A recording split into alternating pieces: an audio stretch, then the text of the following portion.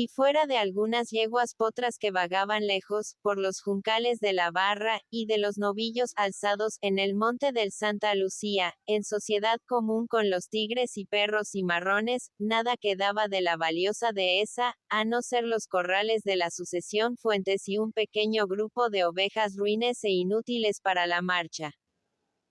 Por la noche, encendiéronse 3 o 4 candiles en la pieza que habitaron abuela y nieta, y en la que se depositó el cadáver de la criolla, dentro de un cajón improvisado por Tata Melcho con tablas viejas de la tahona. La gente campera, agrupada en su mayor parte en la cocina, comentaba el suceso en tanto 2 mates recorrían el círculo, y varios costillares de vaca se derretían cerca de la llama en los asadores. La muerta estaba sola. El mismo Blandengue no había venido a echarse como otras veces en el umbral de la puertecica del rancho con el hocico en tierra y los ojos somnolientos. La habían puesto en el cajón con las ropas que tenía al morir, hechas trizas, sin lavarle el rostro ni cerrarle los ojos, cuyas pupilas cubría una capa de tierra. En su negro cabello enredado, los abrojos y flechillas que recogiera en el campo formábanle como una corona salpicada de sangre muy roja. Tata Melcho y la negra Gertrudis, se acercaban de vez en cuando al ventanillo para mirarla un momento, y después se iban persignándose llenos de asombros. Al hacer su relato en jerga campesina, el viejo domador decía que esa noche ya a canto de gallo, por abajo de los ombúes donde estaban la abuela y Tristán Hermosa, se enlucernó la sombra con las ánimas benditas, y que del fondo del campo por atrás de las cuchillas que caían al monte, venían los aullidos de un animal extraño que se acercaba y se alejaba, como si no se atreviese a llegar a las casas. La negra imbécil añadía que era un ánima con cabeza de perro, grande como un buey, la que ella vio desde la enramada. El mayordomo no fue ni una vez al cuarto de la muerta. Y estuvo tomando caña toda la noche, hasta dejar vacías 2 botas llenas de ese líquido. Tenía los ojos muy hinchados y rojizos. Conversaba a medias palabras, y en lo poco que decía hablaba de degollar a Blandengue. Al otro día, taparon el cajón, y lo condujeron al cementerio de piedra, colocándolo junto al de la viuda de Fuentes, encima de 2 rocas planas y más bajas separadas, por cuya hendidura o canaleta corría saltando el agua de las lluvias. Estuviéronse a la vuelta algunas horas en las casas, y después se marcharon a Montevideo, arreando las haciendas allenas que encontraban a los lados del camino. Tal fue en el fondo la relación que hicieron a Ismael los moradores de la estancia de Fuentes, en su estilo llano y la franqueza propia de los caracteres rudos. Ismael oyó todo sin despegar los labios. Con la cabeza sobre el pecho, hosco, reconcentrado, no apartó la mirada del fuego, ni expresó en su semblante pálido de líneas rígidas una sola impresión violenta. Estaba frío como una piedra. Mucho tiempo estuvieron los 3 callados. Ismael se secaba las botas acercando las piernas al fogón, a la vez que con el lomo de la daga les escurría el lodo del camino. Después dirigía sus ojos a Blandengue, único ser que él parecía mirar allí de frente. Y a quien una vez le pasó el brazo por el pescuezo, atrayéndolo hasta juntar su cabeza con su rostro. El mastín se lo lamió, y volvióse a su sitio dando un resuello. El poncho colgado al rescoldo en 2 maderos clavados en la pared, había humedecido el suelo con una cascada de gotas, y desprendía vapores que podían confundirse con el humo. Pasóle también Ismael a lo largo el lomo de su daga como para exprimirlo. Sacóse el sombrero cuyas alas había abatido la lluvia, y aproximólo al fuego. En tanto se alisaba la melena, sacudiendo los bucles sobre los hombros. Todo, en silencio. Tata Melcho, por su parte, concluyó de desensilarle su zaino oscuro, que dejó libre. Y volvió a aparecer para invitarlo con un trago de su cantimplora de cuero. Ismael se mojó los labios, y la devolvió sin decir palabra. Enseguida fue a sentarse de nuevo al lado del fogón, atizándolo nervioso, y sirviéndose él mismo del mate que conservaba en una mano, en tanto de la otra tenía suspendida por el asa la caldera. Sorbía a prisa, por lo que llenaba a cada instante la calabaza, que no era grande ni pequeña. Mientras esto hacía, de un modo maquinal, por hábito rutinario, el sabor o el aroma de la hierba parecía estimular el trabajo de su mente. Porque en sus ojos pardos, siempre vagos, solían lucir ahora algunos reflejos vivos como de quien conversa a solas, pico a pico con el instinto sublevado. Una hora larga se pasó él allí, después de esto, encogido y quieto. Gertrudis y Tata Melcho entraban y salían. Blandengue también. Pero Velarde no paraba atención en ello. Solo cuando el mastín se le ponía delante, refregándose en sus rodillas, vibrábanle los párpados y contraíase su boca con un gesto amargo. Leal Blandengue. Le había ayudado a matar la tigre, cuando el godo lo mandó a los juncos de la barra. Y había sido el único amigo de Felisa. Ismael se levantó y salió al patio. El viento había calmado un poco, pero seguía lloviendo con fuerza. Púsose él a observar aquellos sitios, recostado en la pared, muy próximo al lugar en que un día pechó con su bayo de labor al orejano, miró con aire tranquilo el rancho, la enramada, las lomas cercanas, y concluyó por advertir que allí mismo, donde él estaba parado, había caído cierta noche un gajito de cedrón encima de la guitarra cuyas cuerdas él tañía. Recién sintió que una opresión le sofocaba el pecho, y que quería salírsele de un salto la entraña. Y se paseó con la boca abierta como para que el aire le entrase de golpe en los pulmones. Enseguida volvió bajo de techo, inclinóse en cuclillas y quedóse contemplando el fogón hecho ascuas, con el pucho apagado entre los dedos. Al cabo de un rato, cuando ya oscurecía bajo un cielo de tormenta, Ismael reincorporóse y descolgó el poncho de paño burdo, ya casi seco. Y formando un lío del lomillo, la carona y demás enseres de su recado, tornó a salir recogiendo de paso su lanza. Encaminóse de allí a la Tahona a paso rápido, y guarecióse en el cuartito del flanco, antigua escena de sus amores y de sus odios, en donde había gustado un goce inolvidable, y donde él creyó un tiempo haber dejado al mayordomo con el riñón partido. XLVII al verse allí, no pudo menos de estarse quieto con el sombrero en la nuca y el freno arrollado en la mano, moviendo a uno y otro lado la cabeza entre visajes de fiera ironía. Tiró el freno con ímpetu en un rincón. Pasóse la mano por el pañuelo que le encubría la herida de la frente, que era la que había demorado más en cicatrizar entre otras leves, de las que recibiera en el choque de la carretera de Maldonado. Y a poco, recuperó su calma habitual, poniéndose a tender en el piso los aperos que debían servirle de cama. La mesa vieja y la cabeza de vaca habían desaparecido del saquizamío chiribitil aquel. Y un trebejo todo lleno de polvo y telas de araña era lo único que se veía allí, arrumbado en un rincón. Velarde lo estuvo mirando atento. Y al fin, reconociéndolo sin duda en la semioscuridad que lo envelaba, fuese a él y lo alzó con un movimiento de sorpresa. Era su guitarra, pero maltrecha con resquebrajos y abollones, y una cuerda de menos. Las demás, a excepción de la cantarela, estaban rotas.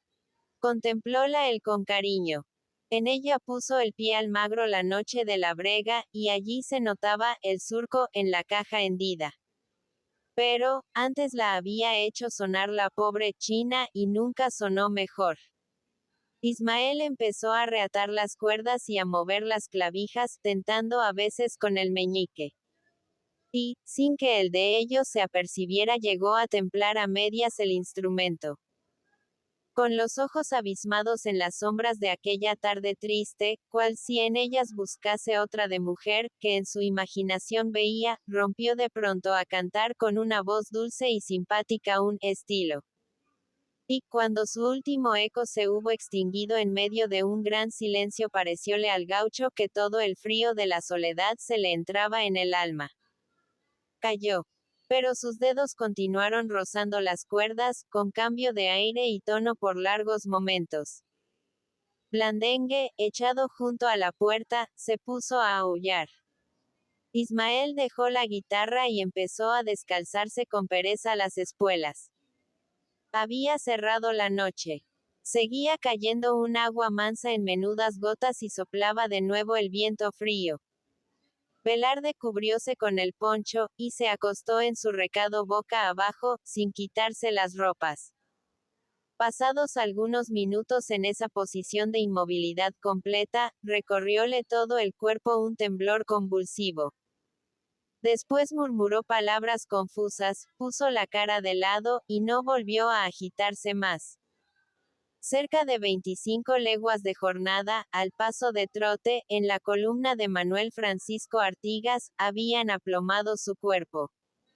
Y no tardó en rendirlo al sueño la fatiga. Su descanso fue sin embargo corto. Antes del alba se levantó y fuese a la cocina.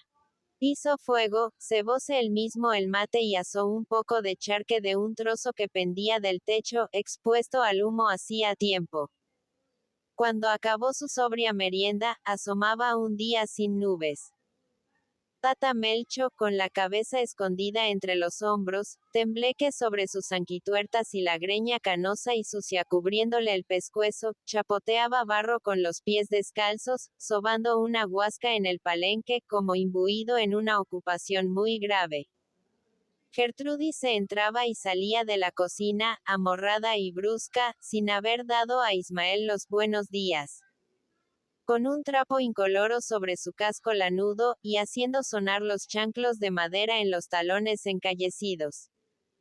Velarde se levantó impasible, y dirigióse al campo con el freno en la mano, en busca de su caballo. Así que lo hubo, paciendo cerca, saltólo en pelos, y fuese al paso a la tahona.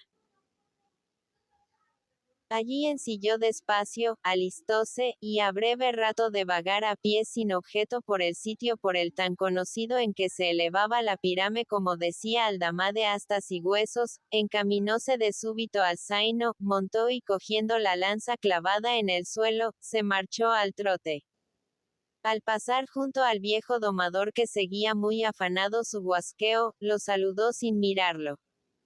Tata Melcho volvió la cara, con un adiós bronco, y quedóse moviendo la cabeza con su gesto de estúpido, murmurando. Naide creería. Ismael, así que se hubo alejado de las casas un trecho regular, se detuvo. Y dando un giro rápido en el recado apoyándose en el pie izquierdo sobre el estribo, sentó la pierna derecha en la encabezada del lomillo, y púsose a mirar aquellos lugares que alumbraba ya el sol y que nunca quizás volvería a ver. A un flanco, en el declive de la loma, se alzaban las peñas del cementerio con sus cajones colgantes, bañados de luz y cubiertos con el boscaje de agrestes arbustos y hierbas parietarias.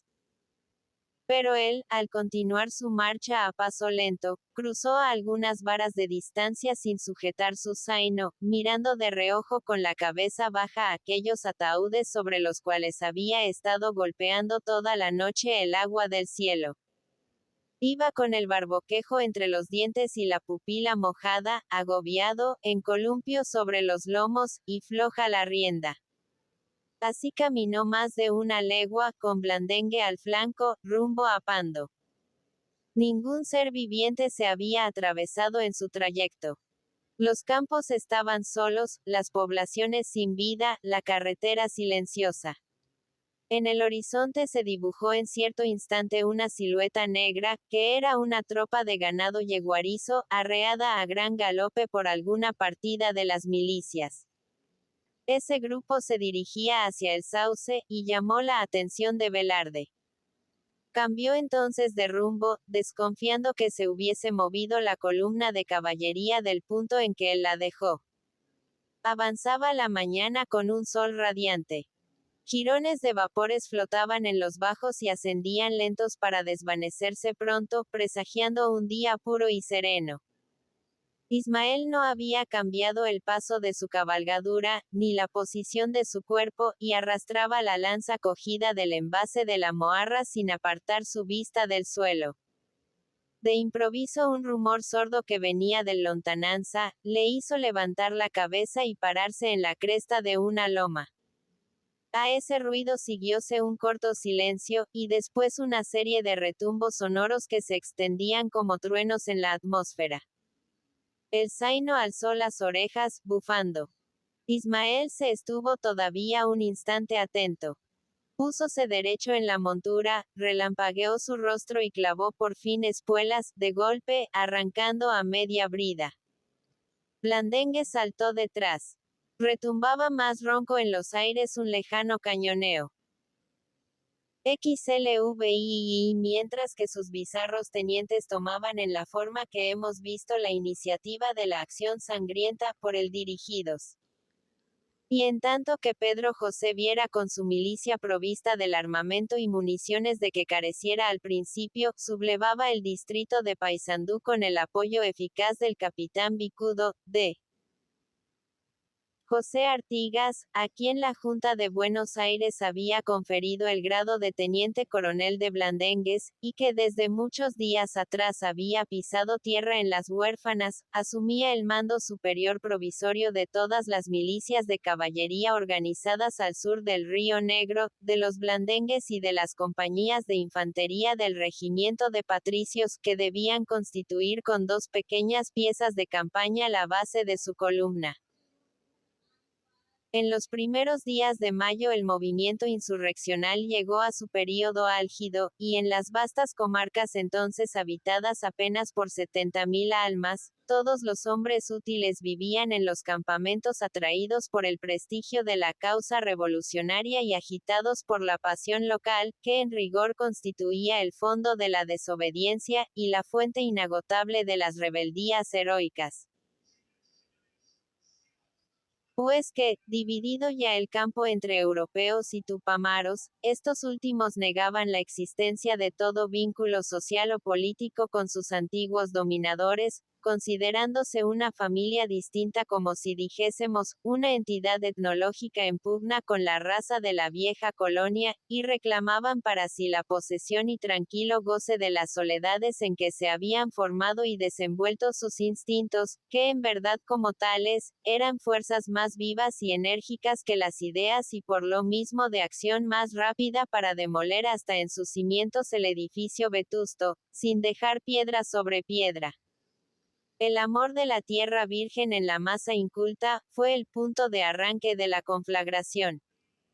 Sin este amor local o encariñamiento tenaz y fanático por el terrón, por el pago, por el distrito, por la provincia.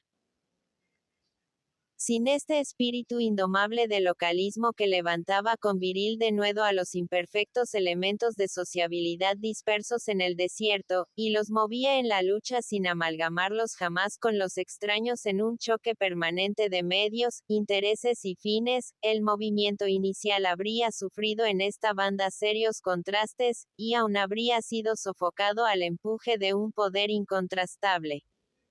Para esa grande idea inicial, eran fatalmente necesarias estas violentas pasiones. Incubada en los fondos misteriosos y desconocidos de la evolución natural que trastorna el orden de las cosas y eleva nuevas civilizaciones sobre las ruinas de las viejas o caducas, germinaba en un medium perfectamente preparado para un desborde de energía concentrada, pues que el terreno en 3 siglos de abono colonial entrañaba el más fecundo semillero de conflictos. El elemento oculto de la revolución había gozado de las ventajas de los centros, del estudio sesudo en meditación fría y sosegada, y establecida la corriente de ideas entre los cerebros pensadores, como síntoma precursor de la lucha, fuese formando una serie de compensaciones a la vida de inercia. Esa actividad laboriosa y secreta del espíritu neutralizaba la monotonía del hábito tradicional, y en proporción lo odioso del régimen no recaía tanto sobre la clase inteligente como sobre la masa sumisa, dócil al tributo vejatorio y a todas las fórmulas consagradas del sistema. Este elemento oculto, imbuido en la teoría, sin las previsiones de la experiencia, no tenía en cuenta los medios, ni la condición sociológica del conjunto. La masa obedecía inconsciente, pues el hombre de la colonia era algo como el hombre estatua de Condillac. La regla del servilismo lo inhabilitaba para el examen y la deliberación, sin dejar por eso de aparecer como el elemento activo e indispensable en la economía colonial. En defecto de ideas definidas y de propósitos ocultos elevados, los instintos y las pasiones compelidas al retraimiento por la represión penal, ganaban en intensidad y fiereza lo que la baja sociedad perdía en cultura. Y habíase acumulado de este modo en las clases ignorantes la mayor suma de egoísmos locales y de rencores profundos, materia explosiva que debía estallar al menor rozamiento, sea cual fuere la grandeza de la causa que las reuniese a la sombra de sus banderas. Si es cierto que toda revolución política y social es un estallido de pasiones y un aborto prodigioso de ideas, suprimidas aquellas se quiebra la fibra y no se encausan las últimas en la corriente del tiempo. Para que las aguas de los grandes ríos se presenten puras y tranquilas a la mitad de su curso natural y forzoso es que antes se estrelan en los peñascos al rodar por las vertientes, y que resbalen luego en revuelto y espumoso torbellino confundidas con la brosa y el lodo de sus oscuros orígenes. Coexistían en esta forma cerca el uno del otro, el elemento político pensador con sus privilegios y sus derechos a la iniciativa, medianamente preparado con nociones revolucionarias recogidas lejos de las academias y de la disciplina escolástica. Y el instinto comprimido, el fondo de amarguras siniestras formado lenta y paulatinamente debajo de la llaga social. En esas condiciones morales y sociológicas, y antes que causas ocasionales provocaran el momento histórico de la sacudida del enjambre, a nadie era dado prever la proyección y el alcance del impulso inicial traída a concurrencia forzosa e ineludible la masa irritada. Tan cierto es que en las horas del conflicto solemne la soberanía del número acelera el movimiento, desnaturalizando el objetivo a mitad de la jornada o desgarrando la propia bandera en el tumulto, porque la colisión de elementos de una misma raza, el encuentro de los instintos indómitos con las ideas agrupadas en plan, rebeldes los unos a toda autoridad que no emane de la propia naturaleza que los engendra y conserva, reacias las otras a declinar una superioridad que las faculta para abrir y señalar rumbos, es un fenómeno moral propio de toda época de formación embrionaria. Buenos Aires, relativamente a Lima y a México, era la tercera ciudad. El virreinato, fuera de no ser una forma de organización política permanente, era inmenso del punto de vista geográfico. Demasiado, para que el principio de autoridad hiciera sentir hasta en los últimos extremos la acción directa y eficaz de su influencia, una vez rota la regla disciplinaria que sofocaba como dentro de una armadura de bronce los impulsos y pasiones nativas. No pudiendo, pues, ella, por sí sola, a pesar de sus asombrosos esfuerzos domeñar el conjunto, porque carecía de medios suficientes para imponerse y constituir una hegemonía especial, la desmembración, por las extremidades al menos, tenía que sobrevenir de una manera inevitable. El Uruguay, con una ciudad fuerte de primer orden, el Paraguay y Bolivia, llegaron a confirmarlo. No parece lógico, desde luego, buscar el origen de estos cambios en sucesos simples, en prepotencias aisladas o en hechos transitorios. La causa estaba en el sentimiento vigoroso del egoísmo local, como punto de arranque, y en las proporciones desmesuradas del armazón de la colonia como base y teatro de acción. Explícase así la doble tendencia divergente y convergente que más tarde presentó esta acción de las fuerzas vivas encontradas. Sin dejar de chocar entre ellas, se revolverían siempre persiguiendo un propósito idéntico contra el enemigo común. Como era natural, esas fuerzas libres de la traba de la disciplina y exaltadas por el sentimiento local debían agruparse en huestes formidables detrás de los hombres fuertes de aquellos que eran capaces de encarnar sus propensiones colectivas, después de haber cautivado la misma fiereza de la masa con el encanto de las proezas personales y el hechizo del músculo, en las rudas vicisitudes de la vida del desierto. La atmósfera estaba así preñada de gérmenes de descomposición e iba a hacerse la ruina por doquiera para levantar sobre los despojos la obra de la vida moderna, en medio de combates que debían durar cerca de 3 lustros como aquellos de los cantos del Ariosto. A la alteza del objetivo, uníase pues, la rudeza del medio. La muchedumbre campesina, de fiera catadura, era capaz de poner miedos al ideal. Pero, bajo esa costra de una edad de piedra y detrás de esos instintos tenaces, bajo esa corteza tosca y melenuda que hacía de las milicias irregulares vigorosas semblanzas de las huestes de los brenos, latía con la entraña una aspiración noble que debía devolver, después de cruentos sacrificios, su autonomía propia a una agrupación humana y su dignidad al hombre, aun cuando rompiese con la unidad del esfuerzo y escapase al gran centro absorbente con un reto de soberbia. Esas multitudes, en todas partes, no se movían al principio por la conciencia clara y evidente de la verdad y del derecho, sino por la conciencia de la fuerza, adquirida por su intervención paulatina y progresiva en todos los sucesos, grandes y pequeños, que venían perturbando desde años atrás el equilibrio colonial. Concíbense de este modo las sacudidas turbulentas de la masa, que al agitarse al ruido de las batallas que se libraban con suerte varía en las fronteras remotas del virreinato, surgía a la escena arrastrando todas sus miserias y desnudeces, a semejanza de esos anfibios poderosos, que al surgir en la superficie de las aguas traen consigo el limo del fondo, rebulléndose con estruendo en medio del cauce para enturbiarlo por algún tiempo.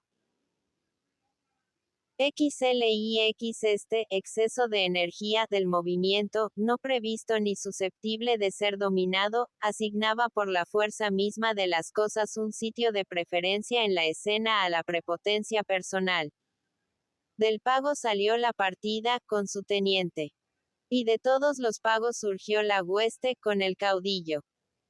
El país quedó así resumido en un guarismo imponente, una unidad de voluntades dóciles a su vez a la inspiración de uno solo. Todas las resistencias locales rindiéndose al prestigio del renombre, todas las desobediencias activas identificándose al fin en el solo sentimiento de la independencia individual como un haz de dardos enconados bajo una mano de hierro, que al ser distribuidos en el combate a impulso de los resabios de herencia, tenían fatalmente que producir la más sangrienta crisis purgadora. La tierra de Artigas, donde existían murallas de granito erizadas de cañones, era precisamente uno de los teatros destinados a esas peleas crudas y a esas explosiones casi atávicas que un sistema de fuerza prepara y fomenta por la misma severidad de su rigor.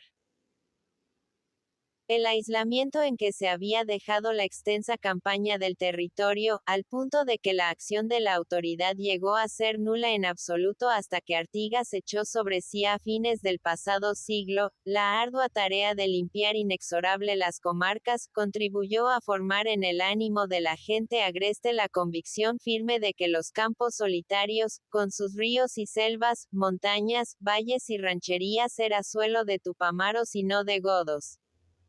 El mismo idioma se desfiguró en boca de los criollos.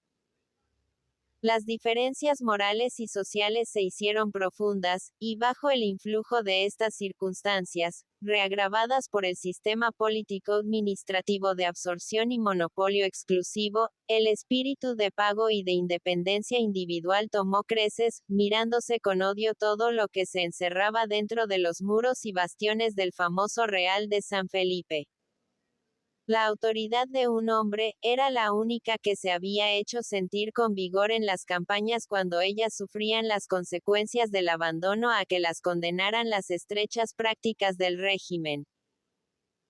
Y ese hombre, era precisamente la personalidad típica, o sea, el caudillo que la pasión local adhería a sus intereses de distrito como un apoyo fuerte, sostén y valimiento de todos los egoísmos parciales, cuya resultante tenía que ser la autonomía provincial propia o la soberanía independiente.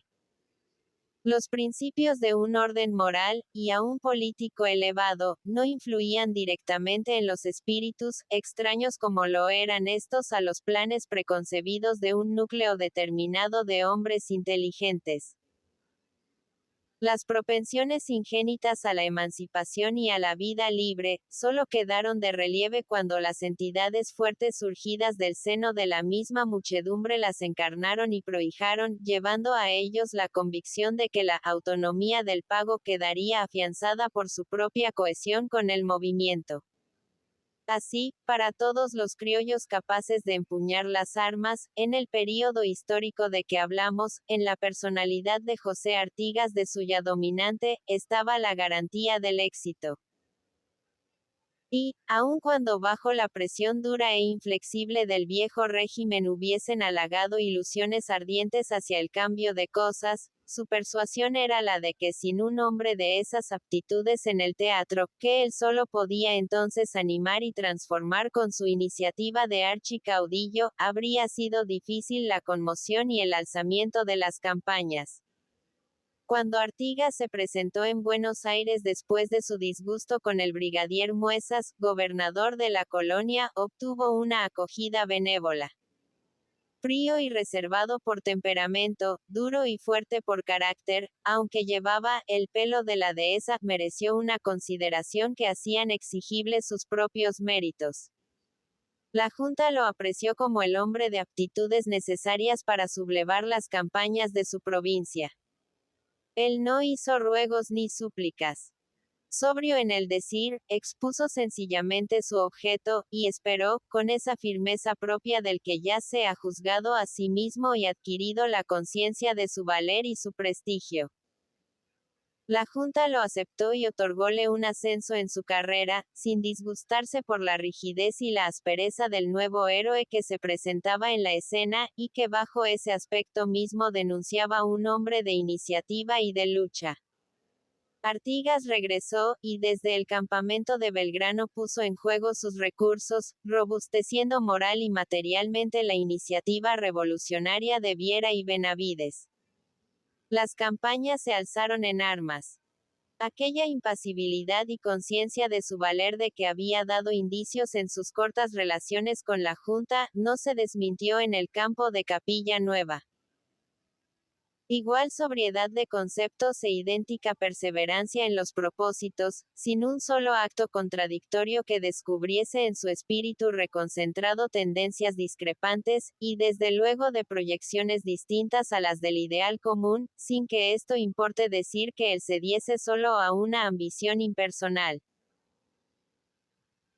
Aun con haberse presentado pues, con su corteza selvática a la Junta, compuesta de hombres avisores y bastante sagaces para penetrar el espesor de esa corteza, asignósele así un puesto en el gran teatro valorándose sus alcances por su influjo sobre sus comprovincianos.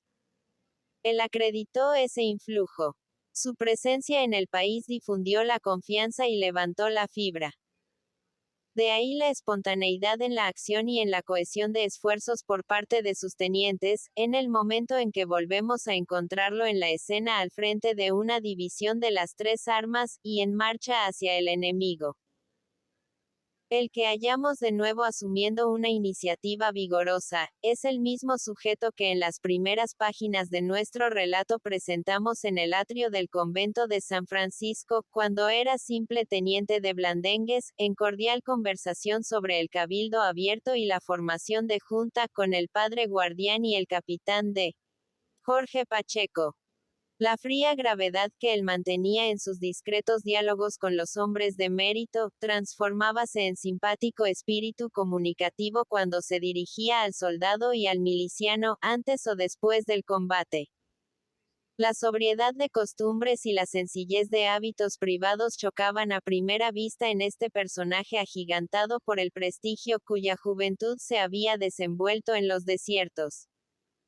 Era sin embargo, austero, y no alteró nunca esa educación que él mismo se diera, a pesar de su contacto casi continuo con los elementos crudos de aquel tiempo de reversiones y borrascas.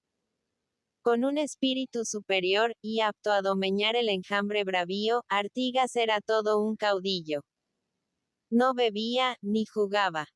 Su alimento ordinario aún en medio de los azares de la existencia activa, era la carne asada, o el churrasco puesto en sazón en la ceniza ardiente. Vestía traje sencillo.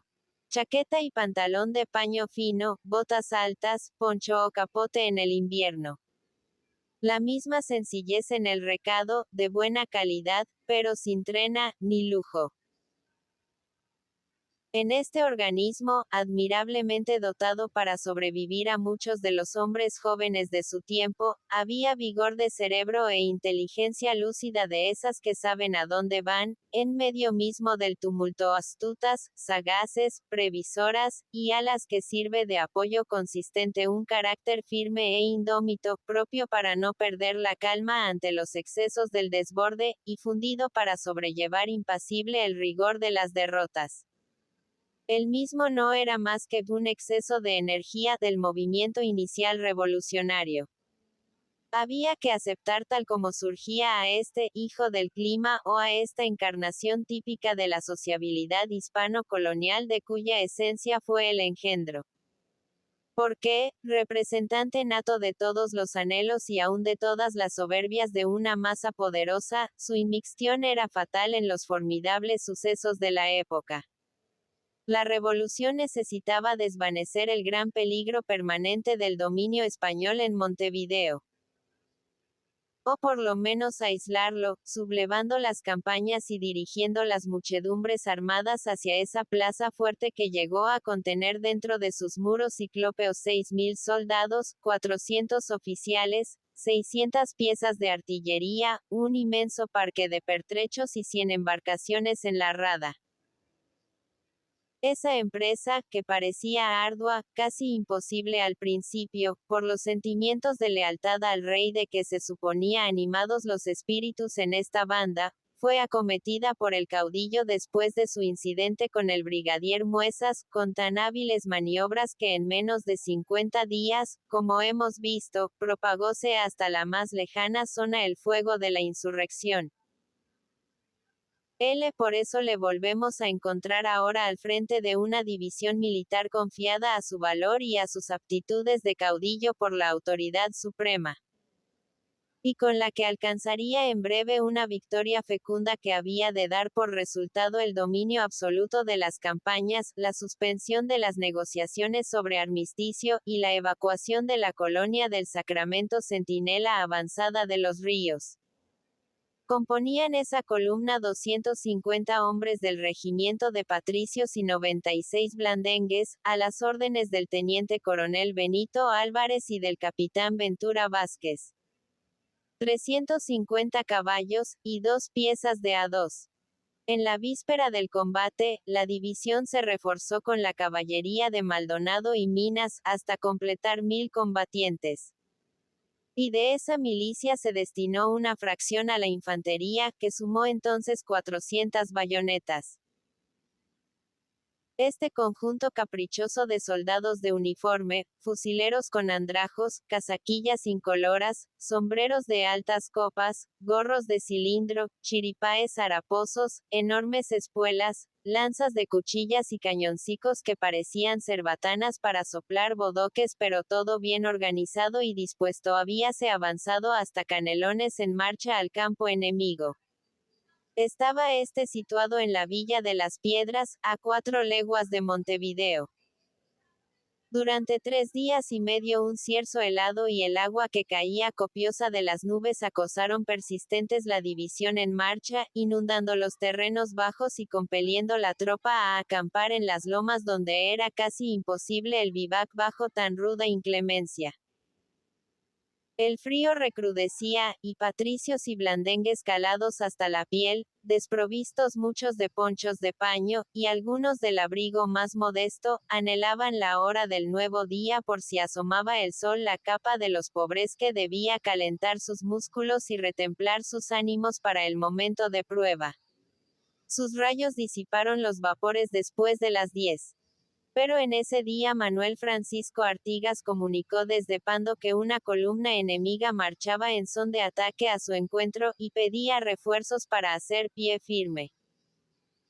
Artigas resolvió entonces cortar la columna destacada, y reservándose el mando inmediato del centro compuesto de blandengues y patricios con las 2 piezas de artillería, dio al capitán León el del ala izquierda, al capitán Pérez el de la derecha, y a Tomás García de Zúñiga el de la reserva.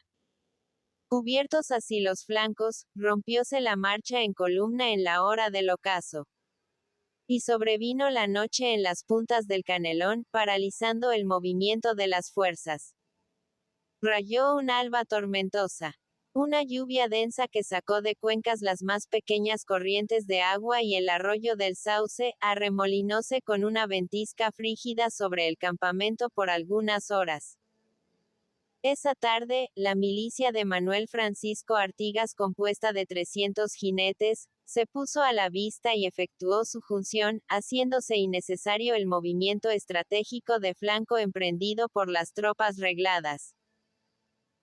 La víctima de la excursión de la fuerza realista, que pudo sentir a tiempo el movimiento, lo fue en sus valiosos intereses el respetable sujeto don Martín José Artigas, padre de los 2 caudillos, a quien se asaltó en medio de las tinieblas su propiedad rural y sus dehesas, sustrayéndole cerca de 1000 cabezas de ganado para la plaza. El día asomó sin nubes, un sol de mayo, decían los patricios. Algunas detonaciones lejanas anunciaban ya la aproximación del enemigo, y las partidas exploradoras hacían paso a paso su repliegue. Artigas no esperó que se acercasen los tercios españoles, y moviendo su columna de 400 infantes y 600 caballos avanzóse al encuentro con denuedo, trabándose el fuego de guerrilla, salpicado con las descargas del cañón. Y cuando Ismael se separaba de la división de Manuel Francisco Artigas para dirigirse a la estancia de Fuentes, su compañero Aldama, de quien estaba apartado desde el día del regreso del pago de Viera, desprendíase con una partida de la fuerza de Venancio Benavides destacada en la colonia, y se incorporaba en la tarde al grueso de la columna en las puntas del Canelón. Esa noche era necesario transmitir órdenes a la caballería de Maldonado, acampada en Pando, que tenía en jaque al enemigo por el flanco y cuyo jefe pedía auxilio, amagado al fin, como era de esperarse, por una fuerza considerable.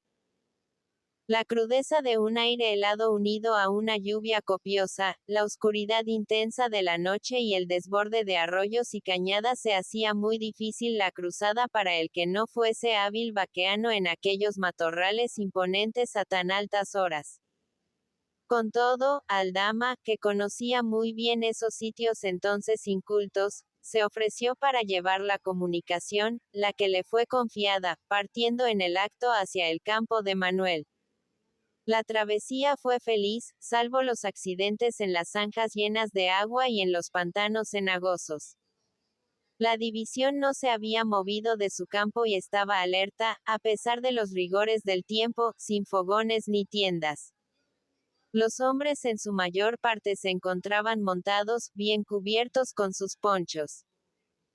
Otros daban descanso a sus caballos, manteniéndose de pie apoyados en el recado que cubrían con el embozo, y algunos escudaban el pecho y la espalda con pieles de carnero en defecto de otro abrigo, en cuclillas junto a sus caballerías en grupo.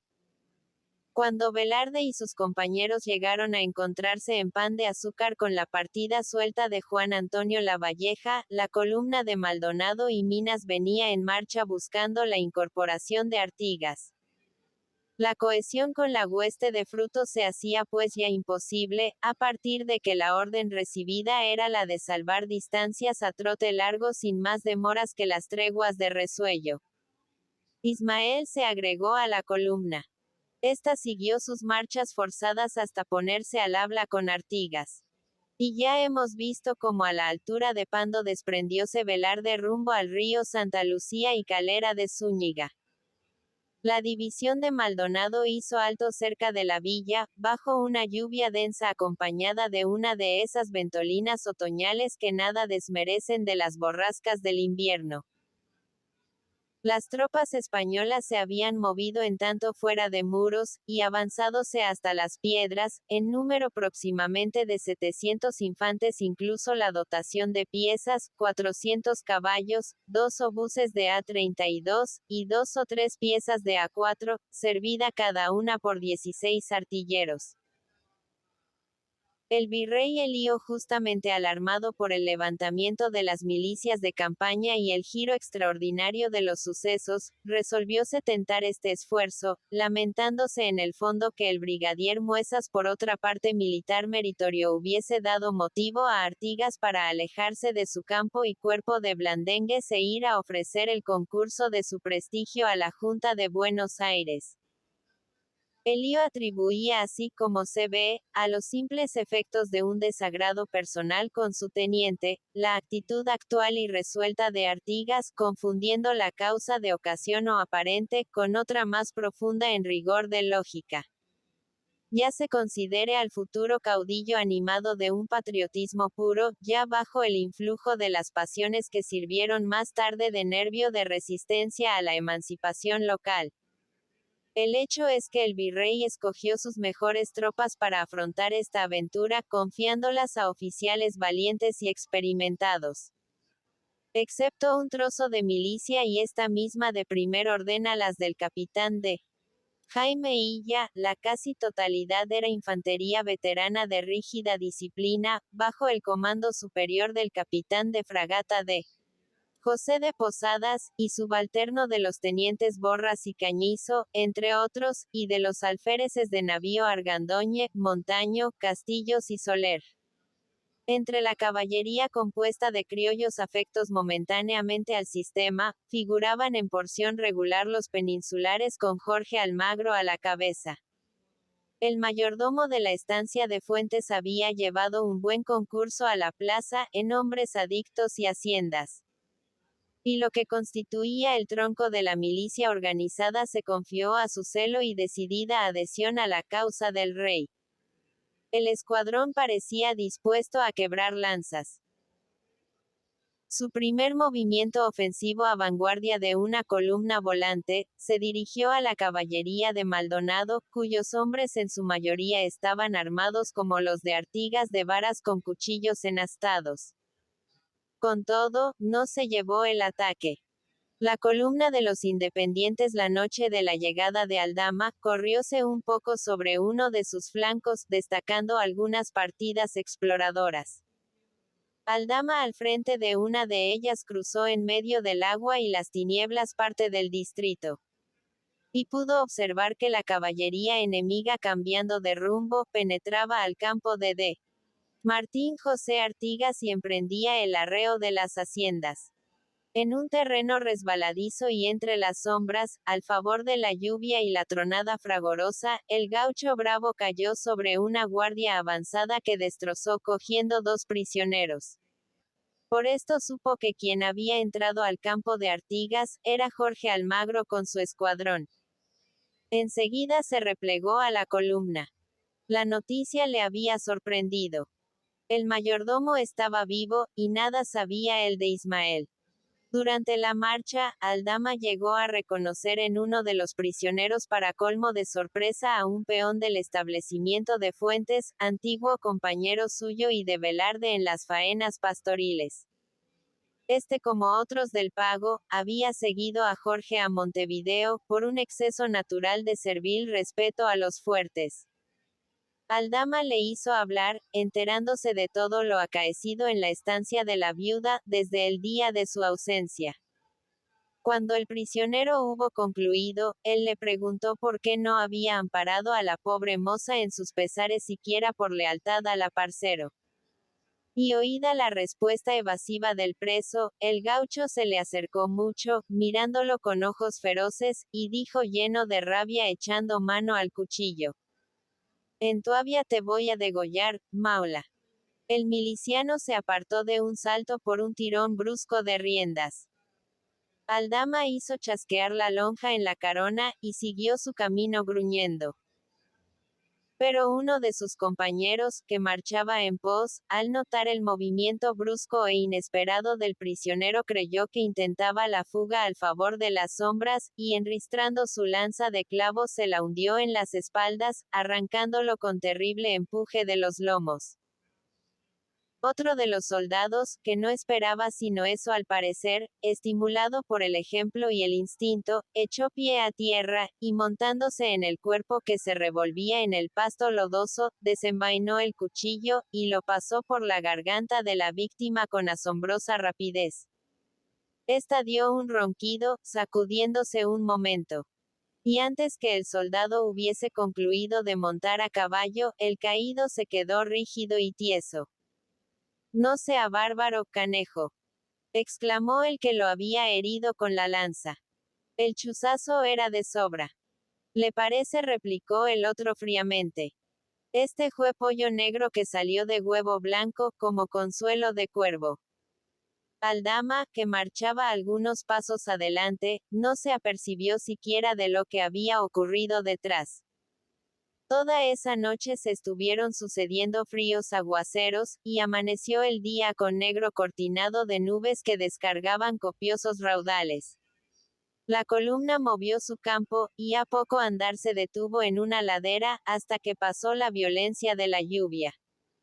Al pie de la loma se acampó, y tocóse a carnear.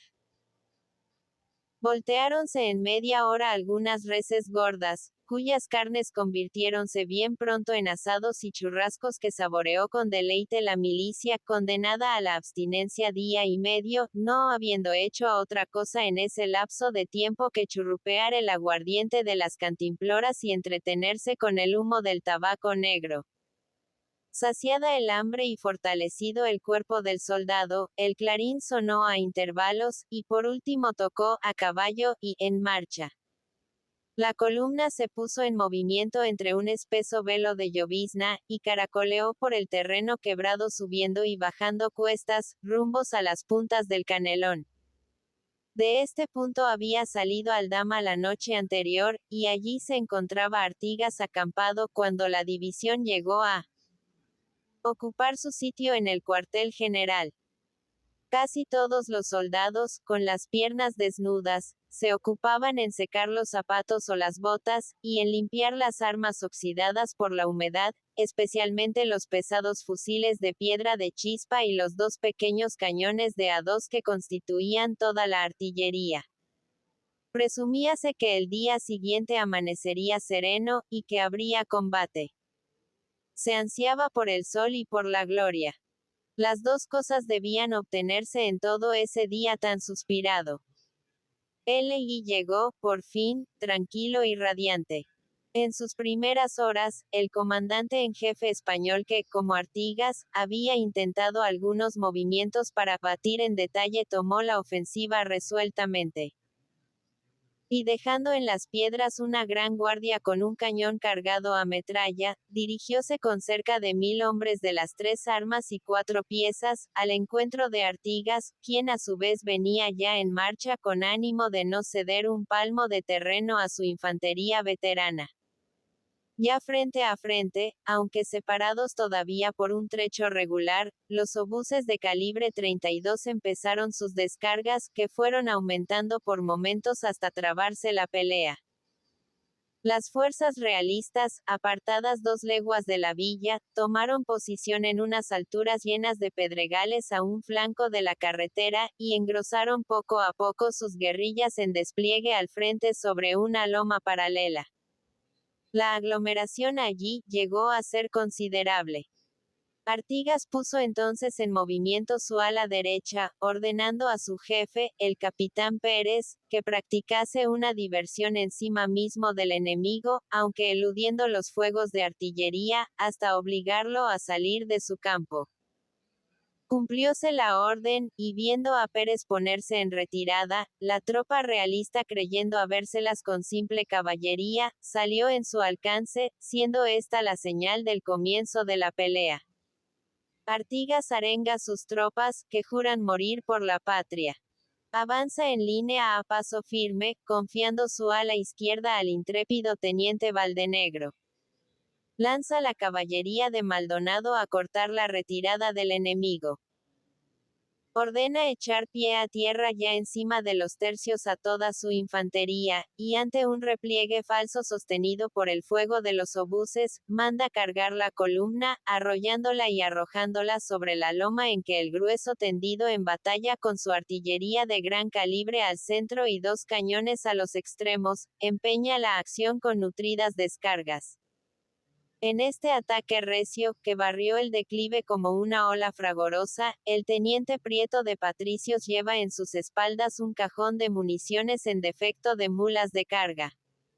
El sargento Rivadeneira empuja con sus manos las ruedas de una pieza entre las balas con impávido denuedo. Los presbíteros Valentín Gómez y Santiago Figueredo con sus negras vestiduras se adelantan por el centro de la línea, alentando en medio a la humareda los batallones a la victoria. Y los jinetes de las alas precipitan por la ladera a punta de lanza la milicia urbana en desorden. El combate llevaba recién hora y media de empeñado, y debía durar hasta la puesta del sol. Rehechas las líneas, la artillería inicia su serie de explosiones, y los fuegos de los centros se prolongan de allí a 3 horas.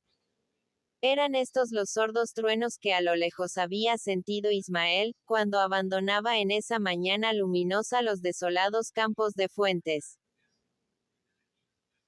LII mantenido a pie firme con ardoroso empeño el terreno ganado en el primer empuje, los veteranos de Posadas con el apoyo de sus cañones enclaváronse a su vez en la loma conservando vivo el fuego graneado e inflexible la tensión de su línea. Con todo, y a pesar de la superioridad en calidad y número de esas tropas, así como de su artillería de campaña manejada por peritos marinos de guerra, la resistencia no podía durar muchas horas. La división revolucionaria, cada vez más enardecida, redobló sus descargas. Entonces, la fuerte brigada de la Loma sale de su posición en buen orden al paso de marcha ordinaria, mordiendo el cartucho, y comienza su repliegue hacia las piedras, sostenida siempre por el fuego de los obuses. Un escuadrón de caballería de los independientes, a una voz de Valdenegro, se avanza sobre una de las 2 alas en retirada, y sujeta sus redomones casi en la cresta de la colina. Por esa parte se arrastra una pieza, con un carro de municiones. Un jinete se desprende con impetuoso arranque de la mesnada vocinglera, y cae a lanza sobre el grupo derribando 2 artilleros, uno de los cuales estrujó bajo los cascos de su zaino oscuro. Los demás arrojaron escobillón y mecha, y fueron a confundirse con el grueso del ala que se alejaba, todavía con aire fiero. El gaucho que era Ismael clavó el cuento de su lanza junto al cañón, y quedóse allí inmóvil, con la vista fija en la caballería enemiga como si algo buscase en su bien ordenada formación en escalones, un poco a retaguardia de los fusileros. Jorge Almagro se agitaba a la cabeza en un caballo tordillo negro, y Velarde pudo verle a través de la humaza blanquecina sembrada de fogonazos que se extendía al frente de la línea. Entonces movió el brazo con ira, y volvió riendas para ocupar su sitio en el escuadrón, en momentos que se ordenaba cargar vigorosamente por los flancos. Ismael había entrado al campo de batalla en el momento en que los tercios españoles efectuaban su repliegue hacia la loma enhiesta. Aunque apurado su caballo por la rodaja y el rebenque, venía brioso y entero. El gaucho ocupó en el segundo escalón de uno de los flancos su puesto de combate, escudriñando con vivo interés la línea enemiga. A la primera voz de mando, le hemos visto desprenderse de la formación y abalanzarse él solo sobre el grupo enemigo que pugnaba por arrastrar la pieza de artillería hasta el pie del declive. y retirarse luego de divisar a Jorge para entrar en la carga a fondo. El mozo parecía querer provocar por todos los medios un encuentro con el mayordomo, y manifestaba en sus movimientos audaces un gran desprecio por el peligro. Habíase alivianado de sus ropas, quedándose con una camiseta de lanilla, cuya manga derecha veíase recogida hasta más arriba del codo. Las boleadoras y el lazo encebado el que usaba para coger novillos y aún jaguaretes de fina argolla y fuerte trenza, aparecían apenas ceñidos al recado, como para disponer de unas y otro en todo instante sin dilación alguna. Tal vez precisase de esas armas, tan temibles en sus manos, en la carga decisiva sobre la caballería realista a que citaba el Clarín de León. Se hallaba el grueso realista en una posición desventajosa al final del declive de la loma, cuando la caballería de Maldonado se interpuso a gran galope, cortando su retirada a las piedras, y la de las alas cargó como un huracán llevándose por delante los escuadrones en tumulto. De estos, solo uno que se componía de peninsulares voluntarios consiguió rehacerse tras el vértigo del entrevero. Y el que arrastrado por Almagro con viril arrojo, formó a retaguardia de la infantería. Los otros, dispersos a todos los rumbos, sin excluir el de Montevideo a donde llevaron la infausta nueva del desastre, no volvieron más al campo de batalla. Y hasta pusieron en el caso de retroceder y guarecerse dentro de muros a un refuerzo de 500 infantes que venían en auxilio de Posadas, suponiendo a este el virrey Elío fortificado ya en la villa de las Piedras, en cuyo punto como es sabido había dejado una gran guardia con una pieza de A4. Los efectos brillantes de la carga de las milicias, el destrozo hecho en los cuadros veteranos, la pérdida de una parte de su artillería en el descenso fatal de la loma, el encierro a hierro y fuego de sus tropas inmediatamente después del desbande del vidrioso elemento de a caballo con que él contaba para reprimir los avances de las huestes de Manuel, de Pérez y de León, no abatieron el valor sereno del capitán de fragata y de sus pundonorosos tenientes, y dando cara al peligro en la hondonada, propúsose allí vender a alto precio la victoria. Dentro de aquel cerco de aceros, en que se batía con denuedo, a la caída de la tarde percibíanse apenas en medio a las volutas espesas de la fusilería y del cañón los morriones de sus soldados aguerridos, y los celestes penachos de los patricios que adelantaban terreno paso a paso a la voz ronca ya de sus capitanes. Una masa de caballería se movió de repente con estrépito, en la falda de una de las colinas ásperas del ala izquierda, y se vino al choque con la de Jorge Almagro que buscaba romper el cerco desesperado, a lanza y sable. Aquel enjambre de centauros se revuelve un instante tumultuario y, ruidoso, entre feroces aullidos, descargas de trabucos a quemarropa, refregones de lanzas, ludimientos de caballos y de sables, volteos y reencuentros a toda rienda, sin formación y sin orden, saltándose por encima de los muertos y heridos que los redomones azorados pisotean y estrujan. Y entre el polvo, el humo, el tufo de la carnicería van a estrellarse dos jinetes, cuando uno de ellos refrena de súbito los saltos de su lobuno, gritando con bronca voz. Ismael. Quien había hablado, era Aldama.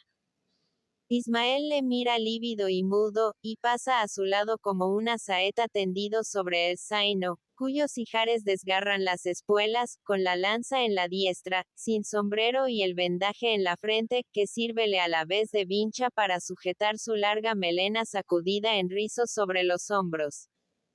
El zaino corría con las narices abiertas y la boca ensangrentada, muy erguida la cabeza, cual si en medio de sus pavores lo impulsara sin embargo adelante el furor de la refriega.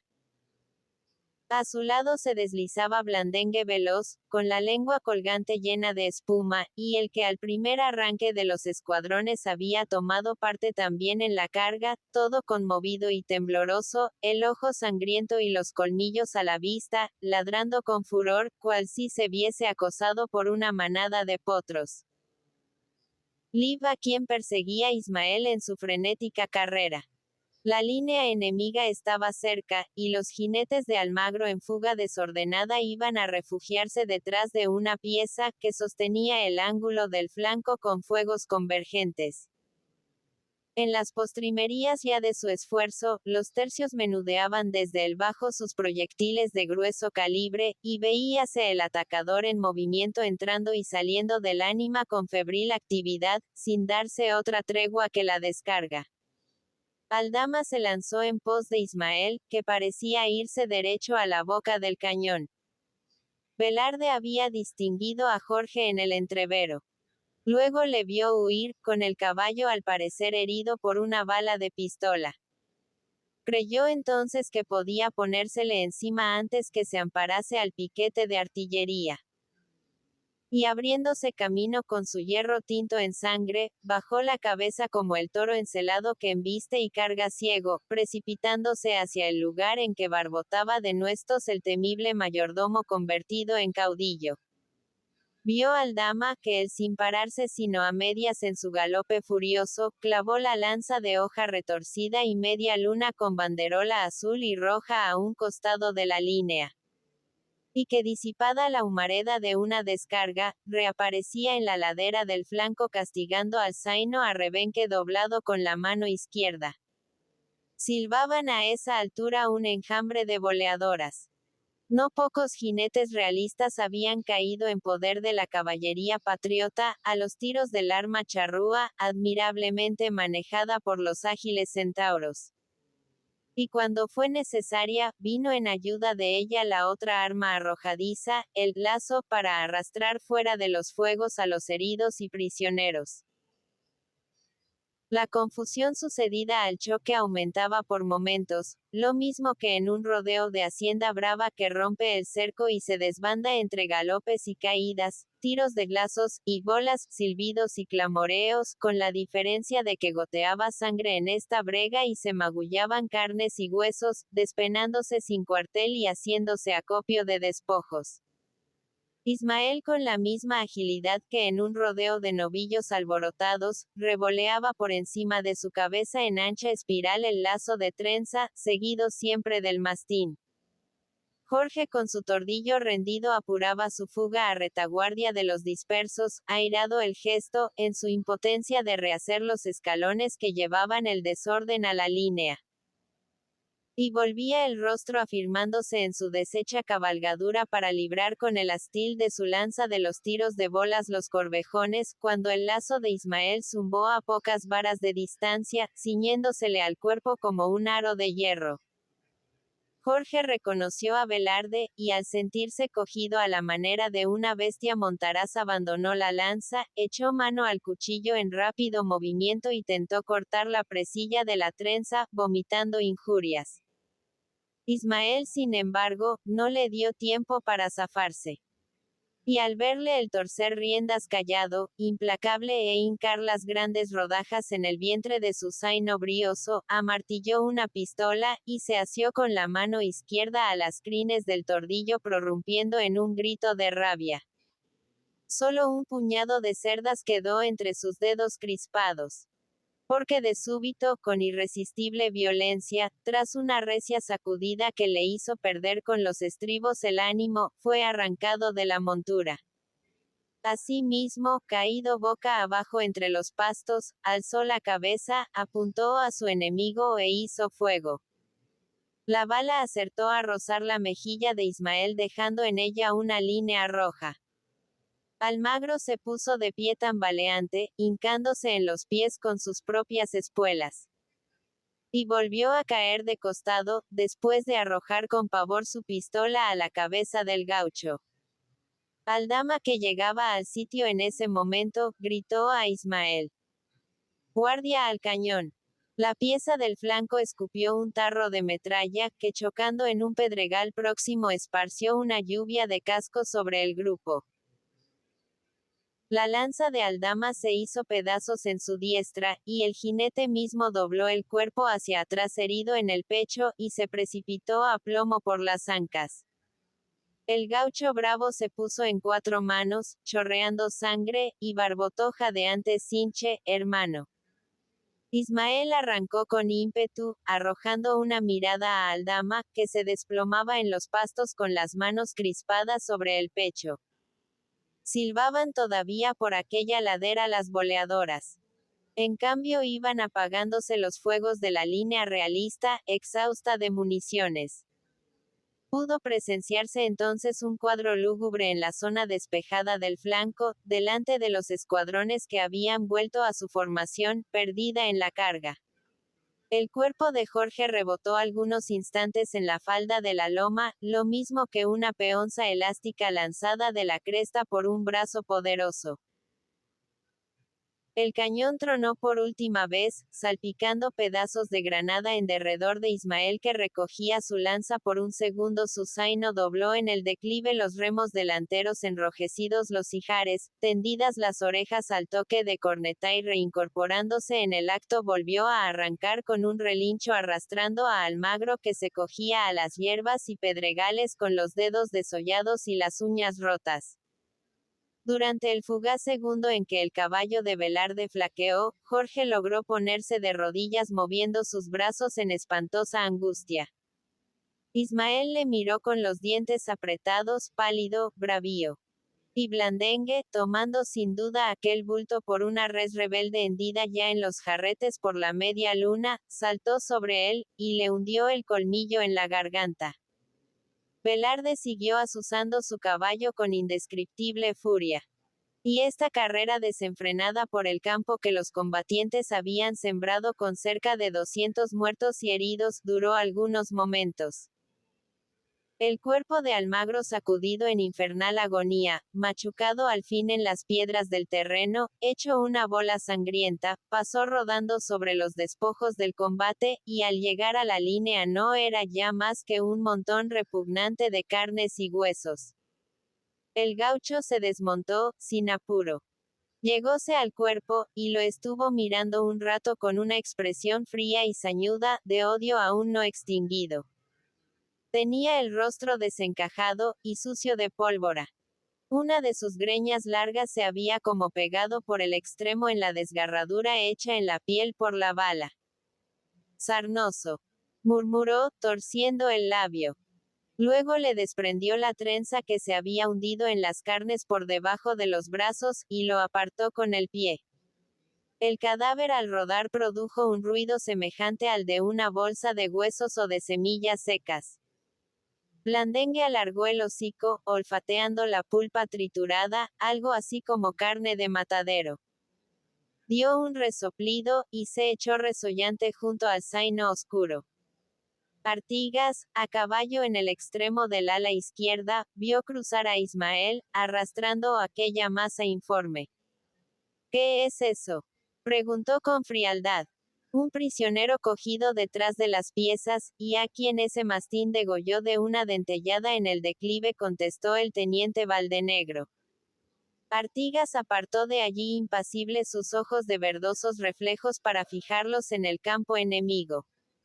Habíanse apagado todos los fuegos, rompían clarines y tambores en ruidosas dianas, y las tropas españolas, abatiendo armas y banderas, se rendían a discreción. LV desde sus claustros de San Francisco, en donde aún proseguían sus tertulias cada vez más animadas a medida que aumentaban los ardores políticos del tiempo, los frailes nuestros antiguos conocidos, oyeron anhelantes los ruidos lejanos de la artillería. Contaminados por el espíritu entusiasta de la época, que iba penetrando insensiblemente en los centros más reacios a la innovación, y depositarios exclusivos, decirse puede, de la escasa ciencia y conocimientos político-filosóficos de su tiempo, los conventuales, entre los cuales había jóvenes de hermoso talento, siguieron afanosos los progresos del movimiento revolucionario, comentando paso a paso los hechos que se producían y que hasta ese instante eran coherentes con los ideales acariciados por todo el elemento criollo. No bastaba eso a sus fervores profanos. Desde el principio de la lucha, ellos procuraron por medios sigilosos ponerse en contacto con los jefes del movimiento, coparticipar a la distancia de las emociones del triunfo o del contraste, y aún transmitirá a Artigas especialmente los datos y nuevas que juzgaban interesantes a la causa revolucionaria. En la soledad de los claustros, la ansiedad era así más honda y afligente. En cambio se miraban con sensatez las cosas y los hombres, y por intuición lúcida se descubrían en parte los velos del porvenir. Fray Benito era un apóstol convencido, tan manso y culto de carácter como inteligente y sagaz de espíritu. Estudioso por hábito, asimilador de verdades y principios nuevos, elocuente y persuasivo en el diálogo y en la controversia, ajeno a las intolerancias hirientes, apto por lo mismo para marchar con las ideas sin infringir la regla disciplinaria, y aunque joven, acreedor al respeto de sus cofrades que le oían siempre con interés marcado.